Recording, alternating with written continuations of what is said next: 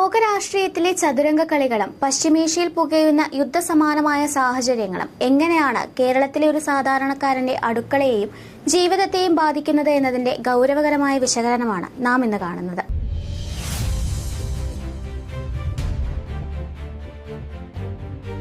American president Donald Trump ഇറാനുമായുള്ള യുദ്ധം അവസാനിപ്പിച്ചതായി പ്രഖ്യാപിക്കുമ്പോൾ അത് കേവലം ഒരു സാധാരണ സന്ദേശമല്ല, മറിച്ച് വാഷിംഗ്ടണിലെ അധികാര ഇടനാഴികളിലെ നിയമക്കുരുക്കുകളിൽ നിന്ന് രക്ഷപ്പെടാനുള്ള കൃത്യമായൊരു തന്ത്രമാണെന്ന് വേണം കരുതാൻ. 1973 വാർ പവേഴ്സ് റെസൊല്യൂഷൻ പ്രകാരം സൈനിക നടപടികൾക്ക് അനുമതി തേടേണ്ട 60 ദിവസത്തെ കാലാവധി അവസാനിക്കാനിരിക്കെയാണ് വെടിനിർത്തൽ എന്ന വാദം ട്രംപ് ഉയർത്തുന്നത്.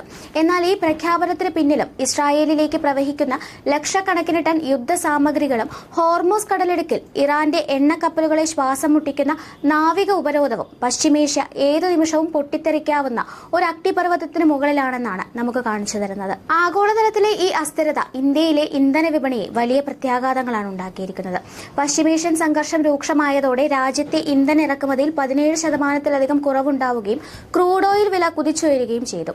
നിലവിൽ ലിറ്ററിന് 20 രൂപയോളം നഷ്ടത്തിലാണ് ഇന്ധനം വിൽക്കുന്നതെന്ന വാദവുമായി പൊതുമേഖലാ എണ്ണ കമ്പനികൾ കേന്ദ്ര സർക്കാരിന് മേൽ സമ്മർദ്ദം ശക്തമാക്കിയിരിക്കുകയാണ്. നിയമസഭാ തെരഞ്ഞെടുപ്പുകളുടെ പശ്ചാത്തലത്തിൽ ഇതുവരെ നിയന്ത്രിച്ചു നിർത്തിയിരുന്ന പെട്രോൾ, ഡീസൽ, ഗാർഹിക സിലിണ്ടർ വിലകൾ ഫലം വരുന്നതോടെ കുത്തനെ വർദ്ധിപ്പിക്കാനുള്ള നീക്കമാണ് അണിയറയിൽ നടക്കുന്നത്. ഇതിനോടകം തന്നെ വാണിജ്യ സിലിണ്ടറുകൾക്ക് വരുത്തിയ വലിയ വില വർധനവ് ജനജീവിതത്തിന് വലിയൊരു ഇരുട്ടടിയായി മാറിയിരിക്കുകയാണ്. ഈ പ്രതിസന്ധി വ്യോമയാന മേഖലയും സാരമായി ബാധിച്ചിരിക്കുകയാണ്.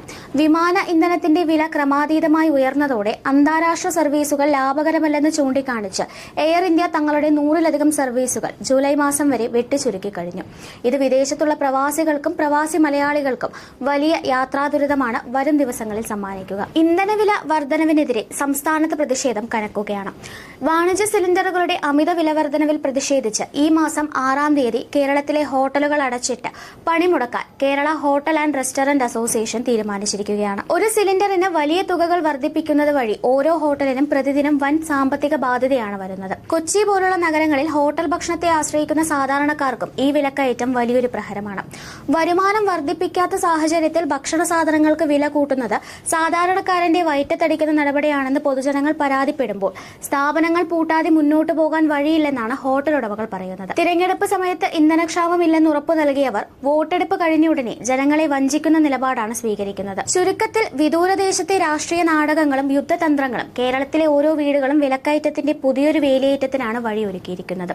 ഭരണകൂടങ്ങളുടെ അടിയന്തര ഇടപെടൽ ഉണ്ടായില്ലെങ്കിൽ സാധാരണക്കാരന്റെ ജീവിതം കൂടുതൽ ദുസ്സഹമാകുന്ന കാഴ്ചയാകും വരും ദിവസങ്ങളിൽ നാം കാണേണ്ടി വരിക. News desk, India mirror.